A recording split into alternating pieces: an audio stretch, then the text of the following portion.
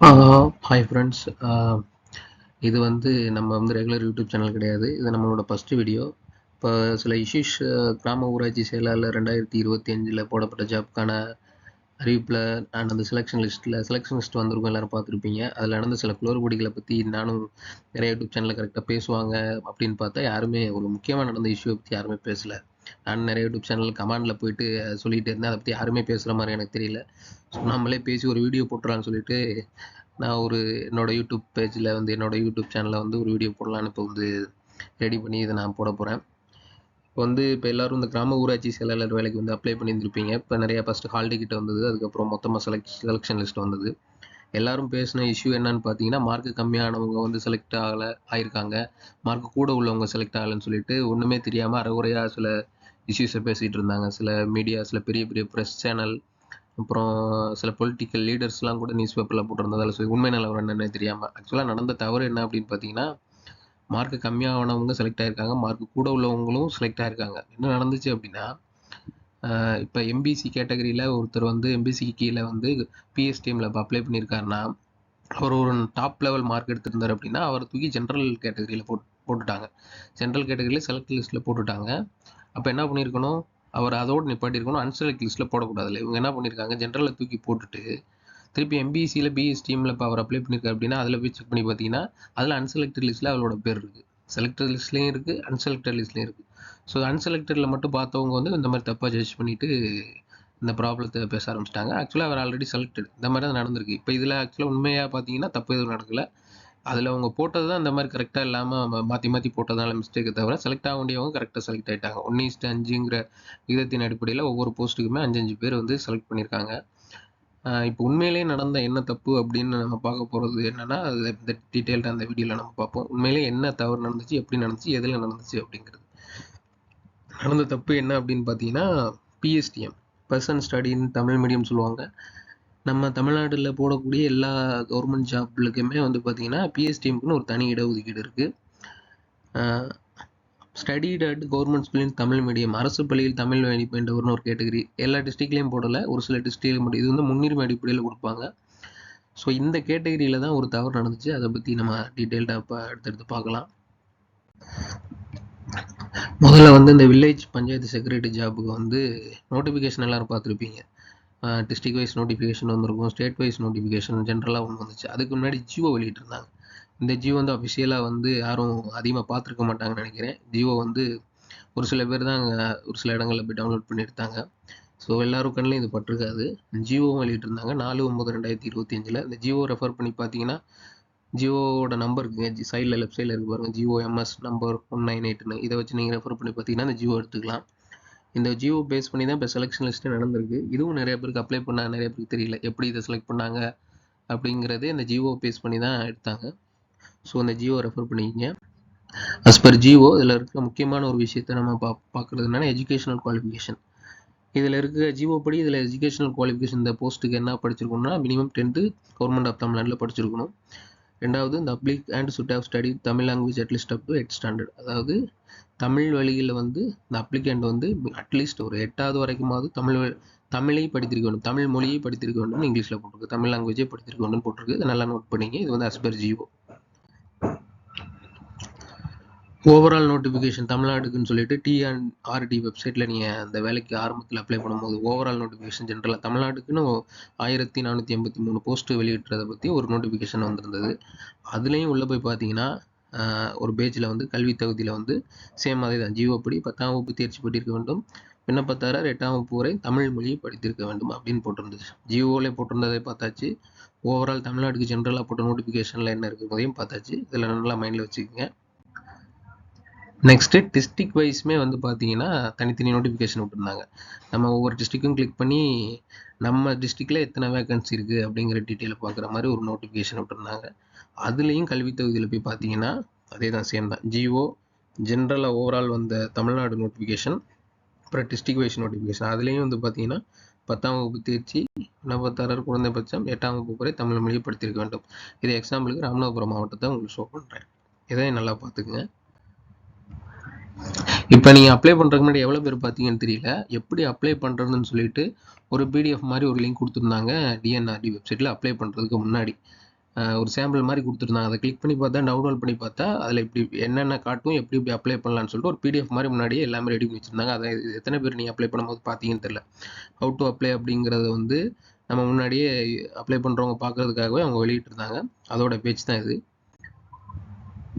அந்த பேஜில் வந்து பார்த்தீங்கன்னா கீழே வந்து 24வது கொஸ்டினில் 1ஆம் வகுப்பு வரை 8ஆம் வகுப்பு வரை தமிழ் வழியில் கல்வி பயின்றவரான ஒரு ஆப்ஷன் இருக்கு பாருங்க.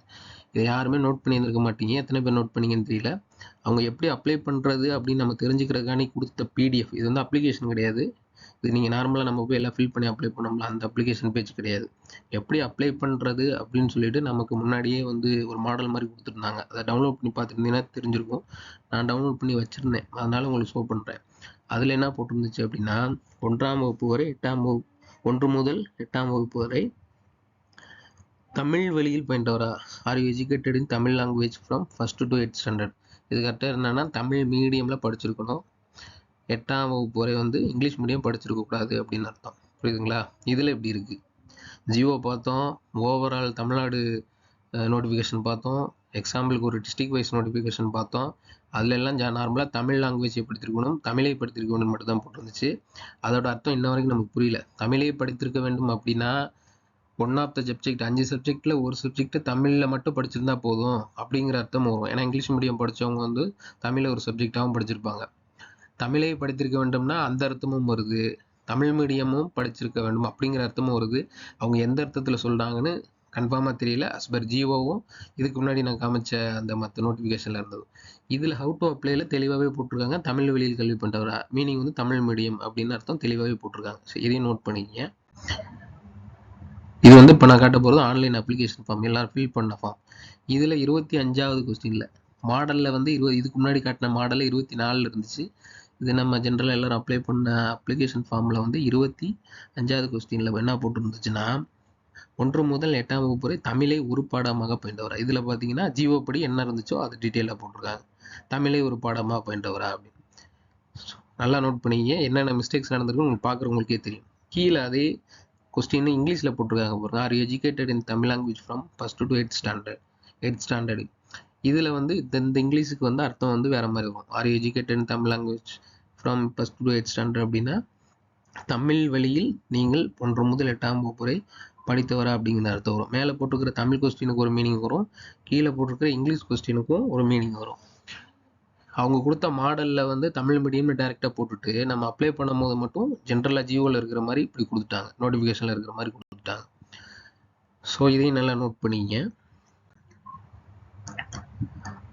தகுதி விதிமுறை வந்து பார்த்தீங்கன்னா 1 முதல், இப்போ எல்லாருக்கும் தெரிஞ்சிருக்கும் தகுதி விதிமுறை என்னன்னா 1 முதல் 8ஆம் வகுப்பு வரை தமிழை ஒரு பாடமாக படிக்கணும்னு சொல்லிட்டாங்க. அதுக்கு மீனிங் இன்ன வரைக்கும் யாருக்கும் தெளிவாக தெரியல. நானும் எவ்வளோ ரெஃபர் பண்ணி பார்த்துட்டேன்.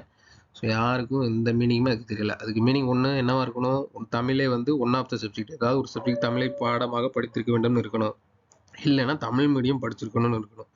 ரெண்டில் ஏதாவது ஒன்று தானே இருக்குது, கண்டிப்பாக இருக்க வாய்ப்பு இருக்குது. அவங்க ரூல்ஸில் என்ன போட்டிருக்காங்க, கட்டாயமாக இதை பண்ணியிருக்கணும்னு போட்டிருக்காங்க. ஸோ ரெண்டில் ஏதாச்சும் ஒன்றா இருக்க தான் வாய்ப்பு இருக்குது. ஸோ ரெண்டில் ஏதோ ஒன்றா இருந்தாலும் அதை கண்டிப்பாக பண்ணியிருக்கிறவங்க பட்சத்தில் தான் அதுக்கு வந்து எலிஜிபிலிட்டி. சரி, புரியுதுங்களா? ஸோ என்ன பண்ணியிருக்கணும், அந்த கொஸ்டினுக்கு வந்து எஸ்ன்னு கொடுத்துருந்துருக்கணும்.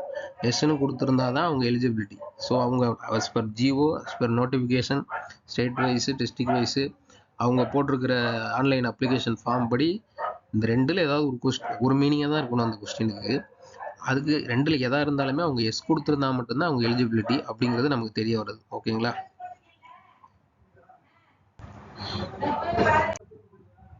இப்போ இது வந்து பார்த்தீங்கன்னா திண்டுக்கல் டிஸ்ட்ரிக்டில் வந்து ரிசர்வேஷன் பிசி கேட்டகரி, கம்யூனல் கேட்டகரியில் ரிசர்வேஷன் வந்து ஸ்டடிடட் கவர்மெண்ட் ஸ்கூல் தமிழ் மீடியமில் ஒரு எக்ஸாம்பிளுக்காக ஒரு 5 பேர் செலக்ட் ஆன 5 பேர் லிஸ்ட் எடுத்திருக்கேன். இப்போ இதில் வந்து இப்போ கட் பண்ணி தான் இது பேஸ்ட் பண்ணியிருக்கேன். இடையில உங்களுக்கு பார்க்கணும் ஈஸியாக இருக்காங்க. இப்போ நம்ம இவ்வளோ நேரம் சில கன்ஃபியூஷன்ஸ் பற்றி பேசிகிட்டு இருந்தோம்ல, அவங்க இந்த மாதிரி தமிழை ஒரு பாடமாக படித்தவரா இல்லை தமிழ் மீடியமில் கொடுத்துருக்காங்க படிச்சிருக்கணும்னு சொல்கிறாங்களா, நமக்கு புரியல அப்படின்னு சொல்லிட்டு நான் 2 விதமாகவே போட்டு நம்மளை குழப்பியிருக்காங்க.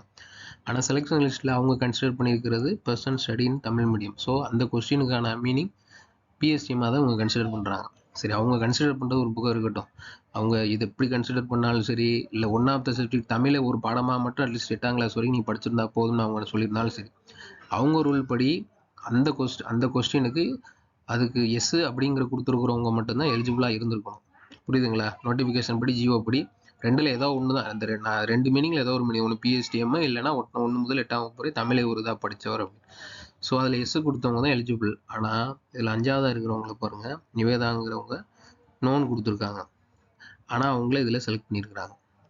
ஸோ மெயின் ப்ராப்ளமே நடந்த குளறுபடி இதுதான். ஸோ ஒருவேளை வந்து தவறுதலாக கொடுத்துருந்தாலும் கூட பாருங்கள், இப்போ தவறுதலாக கொடுத்துருந்தாங்கன்னா மொத்தம் பிஎஸ்டிஎம்னு ஒரு கேட்டகரி இருக்குது, கவர்மெண்ட் ஸ்கூலில் தமிழ் மீடியம் படித்தவங்கன்னு ஒரு கேட்டகரி இருக்குது. அட்லீஸ்ட் அதுலையாச்சும் கரெக்டாக பார்த்து அவங்க கன்சிடர் பண்ணி நோன் கொடுத்தவங்களை ரிஜெக்ட் பண்ணியிருக்கணும். மற்ற பிசிக்கு, MBC, normal ex serviceman, disabled person கேட்டகரியில் கூட நோன் கொடுத்துருந்தவங்கள கூட ஏதோ இதில் வந்து இப்போ ஆன்லைனில் வந்தது வந்து பர்சன் ஸ்டேட் நாங்கள் வந்து ஒன் ஆஃப் த ஸ்டேட்டாக தான் எடுத்தோம், ஆனால் அதில் பிஎஸ்டிஎம் வந்துருச்சு, அதனால் நாங்கள் தப்பாக போட்டுவிட்டோம் அப்படிங்கிற மாதிரி அவங்க கன்சிடர் பண்ணியிருந்தாலும் பிஎஸ்டிஎம் கேட்டகரி இல்லை கவர்மெண்ட் ஸ்கூல் தமிழ் மீடியம் கேட்டகரியில் தமிழ் மீடியம்னு பர்டிகுலராக வர்ற கேட்டகரியிலையாவது அதில் நோ கொடுத்தவங்கள ரிஜெக்ட் பண்ணியிருக்கணும். ஆனால் இவங்க வந்து அந்த லிஸ்ட்டில் எல்லா டெஸ்ட்லையும் நீங்கள் எடுத்து பார்த்தீங்கன்னா தெரியும், இந்த நோன்னு இருக்கிறவங்களையுமே அந்த 5 லிஸ்ட்டில் ஒரு ஆளாக வச்சுருக்காங்க. ஒரு 2 டிஸ்ட்ரிக்டில் மட்டும் தான், எக்ஸாம்பிள் கன்னியாகுமரி டிஸ்ட்ரிக்டில் கூட நோன் கொடுத்துருந்ததுனாலே ரிஜெக்ட் பண்ணியிருக்காங்க. கீழே ஸ்க்ரோல் பண்ணி ரிஜெக்ஷன் லிஸ்ட்டில் வந்து பார்த்தீங்கன்னா தெரியும், பிஎஸ்டிஎம்ங்கிற ஆப்ஷன்லாம் நோ கொடுத்ததுனால ரிஜெக்ட் பண்ணியிருக்கோம்னு சொல்லியே ரிஜெக்ட் பண்ணியிருக்காங்க. ஆனால் மற்ற டிஸ்ட்ரிக்ட்லலாம் வந்து இது வந்து கம்ப்யூட்டர் பேஸ்டு ஷார்ட் லிஸ்ட்டுன்னு நிறைய பேர் சொல்கிறாங்க. எனக்கு தெரிஞ்சு இது கம்ப்யூட்டர் பேஸ்டாக நடந்தது தெரியல. ஒவ்வொரு ரிசர்வேஷன் கேட்டகரி கீழே வந்து 5 பேர் தான் செலக்ட் பண்ணணும். ஸோ வந்து எக்ஸலில் வந்து டாப் மார்க் 5 மார்க்கை போட்டாலே உங்களுக்கு 5 இது வந்துட போகுது. ஸோ அந்த 5 பேரோட உள்ள ஆன்லைன் அப்ளிகேஷனில் வந்து நீங்கள் கம்யூனிட்டி சர்டிஃபிகேட்டும் 10th மார்க் ஷீட்டை மட்டும்தான் அப்லோட் பண்ணியிருப்பீங்க. அதை மட்டும் வெரிஃபை பண்ணிவிட்டு அந்த டாப்பில் இருக்கிற 5 பேரோட மட்டும் வெரிஃபை பண்ணிவிட்டு அதில் யாரும் தப்பாக இருந்தாங்கன்னா 6ஆவது இருக்கிறவங்கள மட்டும் எடுத்து பார்த்துருக்காங்க. மீதி இருக்கிற நபர்கள், அது 500 பேர், ஒரு ரிசர்வேஷன் கேட்டகரியில் 500 பேர் போட்டிருந்தாலும் சரி, 1000 பேர் போட்டிருந்தாலும் சரி, யாரையுமே பார்க்கல. ஒரு ஹியூமன் தான் உட்காந்து செலக்ட் பண்ணியிருக்காங்க. அது ஒவ்வொரு டிஸ்ட்ரிக் வைஸ் செலக்ட் பண்ணியிருக்காங்க. அது 5 பேர் செலக்ட் பண்ணாங்களா 10 பேர் செலக்ட் பண்ணாங்கன்னு தெரியல. ஸோ எனக்கு தானே ஏனோ தானேன்னு செலக்ட் பண்ணியிருக்காங்க கரெக்டாக. இதனால தான் நிறைய பேர் வந்து இதை டிஎன்பிசியில் கொடுத்துடணும், டிஎன்பிசின்னு சொல்லி ஒரு தேர்வாணையமே இருக்குது, அவங்களே பண்ணட்டுமே அப்படிங்கிற மாதிரி இந்த டிபார்ட்மெண்ட்டு குறை சொல்கிற அளவுக்கு இவங்க நடந்திருக்காங்க.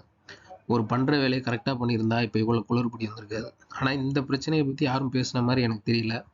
இதனால் பாதிக்கப்பட்டவங்க யாருன்னு பார்த்தீங்கன்னா, அதுக்கு கீழே 6ஆவதா 7ஆவதா ஒருத்தர் இருப்பான் பாருங்க, எஸ்ன்னு கொடுத்துருந்தவன், உண்மையிலே தமிழ் மீடியம் படிச்சிருந்தவன், இல்லை தமிழில் ஒரு பாடமாக படிச்சிருந்தவன், இப்போ அவன் வந்து இதில் இடம்பெற முடியாமல் அவன் வந்து மிஸ் ஆகி போகிறான். ஸோ இந்த இஷ்யூவை பற்றி யாருமே டீட்டெயில்டாக பேசலை. ஸோ இதை நான் பேசணும்னு நினச்சி தான் இந்த வீடியோ போட்டிருக்கேன். ஸோ இதை பற்றி எதுவும் உங்களுக்கு பேசணும், உங்களுக்கு டவுட் இருந்துச்சுன்னா போடுங்க. இல்லை நான் அதில் எதுவும் பேசாமல் விட்டுருந்தேன், ஏன்னா இது ஃபஸ்ட்டு டைம் நான் அந்த மாதிரி வீடியோ பேசி போடுறேன். எதுவும் நான் நெக்ஸ்ட் இதில் விட்டுருந்தேன், மிஸ் பண்ணியிருந்தேன், இதை பற்றி டீட்டெயில்டாக எதுவும் பேசணும் அப்படின்னா நெக்ஸ்ட் ஏதாவது நான் திருப்பி இதே மாதிரி ட்ரை பண்ணி கண்டிப்பாக போடுறேன். எதுவும் டவுட்னாலும் கமெண்டில் போடுங்க, என்ன எதுன்னு பார்ப்போம், பேசுவோம். தேங்க்யூ.